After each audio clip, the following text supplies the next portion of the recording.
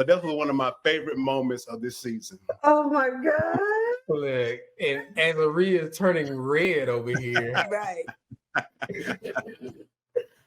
He just went in on me for real. I'm like, oh my God. Laria, do you have a comment? No. No comment?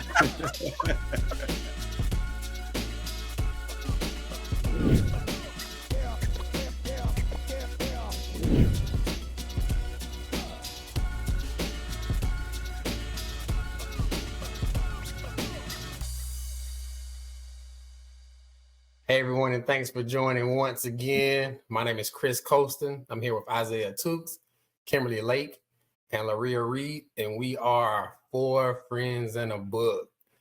So this is a special episode for us. We're kind of doing a recap of season 1. We're going to kind of highlight some of our favorite books, our favorite moments, just favorite topics throughout this season.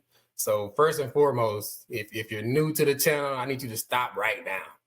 Just go back, listen to all the previous episodes, so this episode makes sense to you. So for our 4 Friends crew that's been with us since day one, look, we appreciate you guys supporting us, but we need to hear from y'all. So look, post on Facebook, slide in the 4 Friends DMs on Instagram. Look, you can even send us an email. But we're preparing for season 2. We want to hear from you guys as far as books that you're reading, topics you want to discuss, or even just suggestions that you have for us as we prepare to bring you guys new content and new material for next year. So definitely hit us up. We would love to hear from you guys. So again, this is a recap episode. Look, we started out doing this podcast and the months just have flown by, and we've come to a conclusion of season 1. So we wanted to kind of highlight some of our favorite moments from the season and kind of share with you guys as we've gone through this journey of 4 Friends in a Book podcast this season. So we're gonna start off. Let's get right into it. So, favorite book. And Isaiah, I'm gonna come to you, brother. What was your favorite book out of this season that we've done on 4 Friends in a Book podcast? Okay. Before I even mention this book, I know I bashed it about these entanglements of Celestial, Roy, and Dre. And on the other hand, I actually like American Marriage a lot. I appreciate how Tahari Jones created these characters and brought them to life. And while I don't usually read fiction books, this was a great read and a great way to escape into a well thought out book. I still think Celestial is more compatible with those dolls, but that's a totally whole other story. And even though I'm still a little bit invested in this book, I think Big Roy still got the short end of the stick with this book. And overall, this was my favorite book of the season. Gotcha. Yeah, it was a good book. I definitely agree. It was a lot of twists and turns, but overall a good read for us this season. Laria, you want to go next? Your favorite book? Well, of course, I have to say my book that I physically wrote and put my blood, sweat, and tears into, Lessons from My Father, will always be my favorite book. It was just about my life with my father and the things that he imparted into me. And I really enjoy talking about it with you all and answering some of the questions that you had when you read it. It was just, of course, that's my baby, so I'm going to love it. But a close second is Malcolm X. Y'all know I love Malcolm X. That's my boy. I just hate I never got to meet him. Look, Laria Shabazz, as my boy Isaiah called you. He's just so intellectual, and I loved his story. Made so much sense about his life. Yeah. All right, Kim, what about you? I have to agree with Isaiah. My favorite book was American Marriage. I'm a fiction girl, so I just love fiction. We've read a lot of different genres, but my heart will always be with fiction. And if you like drama, if you like scandal, if you like, a good soap opera type book, that is the book for you. It is very entertaining. It's written very well, and it's very entertaining. And also can be a movie one day. So I really like that book. So that is my favorite book of the entire season 1. Okay, good. So look, I concur with you guys. You know, Laria, I've read your book 3 or 4 times. Like I said, even as we discussed it, always a good read. Just hearing your words and expression of your family and your father, it was just great and awesome. Um, American Marriage was pretty good. It was It was a different for very me. good book. Very good. You know, but it was very it drawed me in as well. But I would have to say my favorite book, you know, yeah, you guys know I love history. The Warmth of Other Suns by Isabel Wilkerson. It's a good book. Just really took me on the journey. Like I said, I love studying history. I love studying African American history, and she does an awesome job of laying that out. Actually spent 15 years to write the book. I mean, she did an immense amount of research and cataloging these different stories, these different activities for these 3 individuals that she followed, and that we followed throughout the book. So that was my favorite book. I'm actually planning to read some of her other works as well. That kind of continues on with that same kind of narrative. But that was my favorite book of season 1, The Warmth of Other Suns by Isabel Wilkerson. So, but you guys, like I said, Laria, I love your book, and American Marriage it was a close second. So, all right. So look, we've been reading books on Four Friends in the Book podcast, but you know we've always told you guys that we're not only about the books. You know, we like to talk about other things.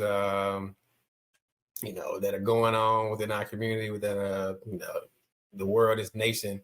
But in between that, what was you guys' favorite moment as we've been recording and going on this journey of just putting out content, you know, stepping into this whole podcasting concept? You know, it's kind of new for all of us, but what was your favorite moment from season 1 of Four Friends in the Book podcast?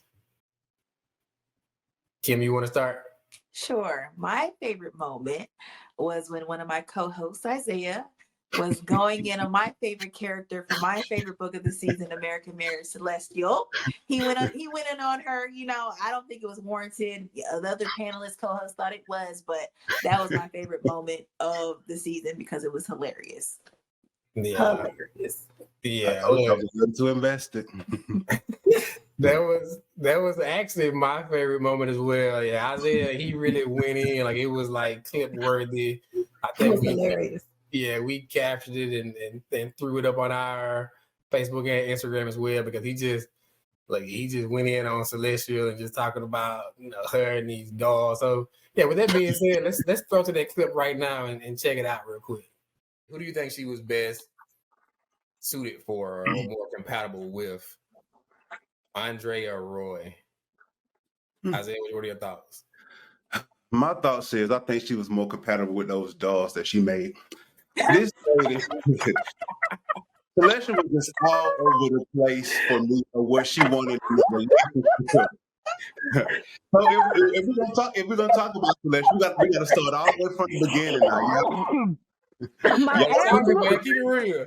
All right, so look, we just checked this clip out of Isaiah just going in as we read the book American Marriage, and yeah, definitely a high point for us, at least for me as well, throughout this season, with him just going in on Celestia and just you can tell my boy, he's really invested. He was into that book. Like the emotions came out. Yes. Isaiah, what was that moment for you? Well, it's interesting. One of my co-hosts said that she enjoyed Malcolm X's books because that was one of my favorite moments. When Miss Laria Reed, aka DJ Honeyblood, she confessed her love for the Honorable Malcolm X in this book. You would have thought that these people was married, that they was dating for this long period of time. She wanted to pull this guy from the grave. You know, I know she's into intellect, but she really enjoys and adores this guy. And I was just looking like, Laria, what is going on this podcast? I was telling them, Kim, about how I got a little crush on Malcolm X. Like just a little. I love intelligence, brilliance. Like that's like Let me pick your mind. Let's talk. Oh my goodness, you're so smart. Laria Shabazz. That little Malcolm Chris, Laria X in the building. But you know what, Laria, you actually surprised me with that one. But I can actually see that relationship working with you. You like another Betty Shabazz in my eyes as well, too. You're a good activist, and I can see you and Malcolm X working that relationship out. So that was one of my favorite moments of this season. Oh my God. Look, and Laria is turning red over here. Right.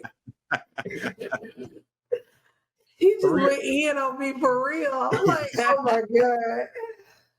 Laria, do you have a comment? No. No comment?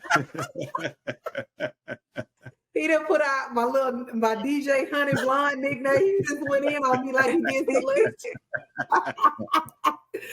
Oh my God. No. Look, we talk about Mr. Rant Man over here, so you know how he do. Yeah, he can rant anybody. But thank you, Isaiah. Thank you so much. Laria X Shabazz. Oh my God, y'all are crazy. Well, look, Laria, that's a good transition. So since I just been talking about you, what was that? Look, y'all don't get him back if you can, but what was your favorite moment from season 1? And see, mine is more sentimental and nice. The first episode, it just, I went back and kind of watched some of our clips, and our first episode was like, it was our idea. Isaiah came up with the name, and then I was just looking at how we introduced ourselves and how we're so different, but a lot alike. We enjoy traveling. We enjoy doing new things, different things. I didn't know Isaiah was a scuba diver and all this stuff in different places. I got surprised on that. It was just a lot that I didn't know about each one of us that we talked about. And I think that we're alike, but different. So we all bring a different perspective to the podcast about all the books. So that first episode that we did will always be near and dear to my heart. Yeah, Scuba Tooth. Yep. Scuba.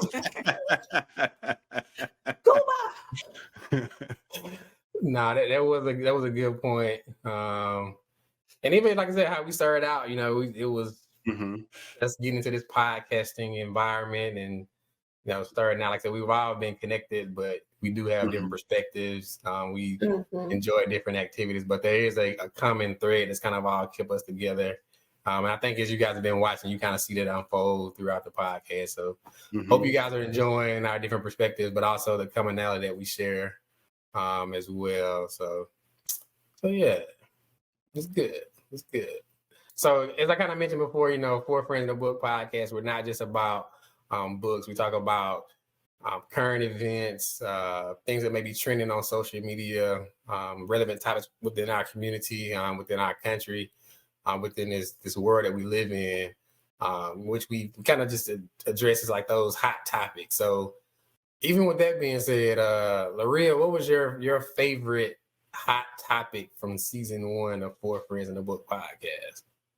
Okay, so one of my favorite, because there's so many to choose from, hot topics, was the piece on gentrification on the book that we kind of segue from When No One Is Watching, and talking about how different places wait until the prices go really low. They come in and buy people out and do things to get people out of their homes that they've been in for years so that they can put $1 million condos or whatever. And this is happening all over Georgia, everywhere. So it's kind of one of those things that really bothers me. And every time I pass by certain areas, especially in the Atlanta area, you'll see an area that is just in the tank, and then you'll come back and you'll see signs up $500,000 condos, and things just changing. Kind of like in the South DeKalb area now, it's starting to change over. So yeah, you can see it happening, and it really kind of does something to me. But that's one of my favorites. That's good. That's good. Isaiah, what about you? My favorite hot topic was the criticism surrounding, Simone's Biles withdrawing from the Tokyo Olympics. The Mhm. way this young lady was ridiculed only because she just needed time away. It even got so bad that she just had to actually make a statement and just say she recently lost her aunt. She mentally can't be there. She can't be jumping on beans and higher and flips because Mhm. mentally she's not there. She wanted to be home, with her family. Then the media came in later just to do this apology tour, just saying how sorry that was. But people don't realize that, mental illness is something real that we discussed on this show, and people don't understand like the struggles that a person face.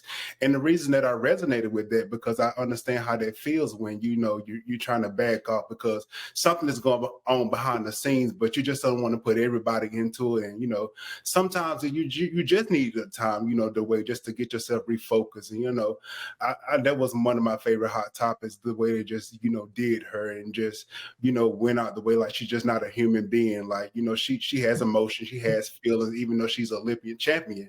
She's a person first. Right. Okay, That's a good one. that's good. Kim, what about you? So, topic that we discussed throughout this season that kind of stood out to you the most. My favorite topic is none other than the love guru, relationship guru himself, Kevin Samuels. I thought that was an entertaining, Don't be raising your hand, My Chris. boy. Get your hand down. Ain't nobody sitting no debate. kids. Relationships, love, men, women is always going to be a hot button issue anytime we discuss it. So I just thought we had a good time talking about it. Some people on this panel, I mean, Kevin Samuels, you either love him or you hate him. Some people on this panel love him. And some people, just he's not their cup of tea. So I just thought that was a really great discussion, and I just had a lot of fun when we did that. So that's my favorite hot topic. Yeah, that's good. And even all the topics you guys mentioned, I think it was cool that we were able to kind of pair those with books that we were reading and find some of those correlations, but also interesting to kind of even follow up on some of those same topics and discussion. Talking about gentrification, we're still seeing a lot of that stuff. Simone Biles, and I think even now she's like to the point she's basically saying like, hey, she's completely done. So even being able to follow those topics, and of course my boy Kevin still, like he always trending on on Instagram or YouTube or World Star, whatever it may be. But even to kind of follow those different activities has been kind of interesting. As we've discussed them and talked about them.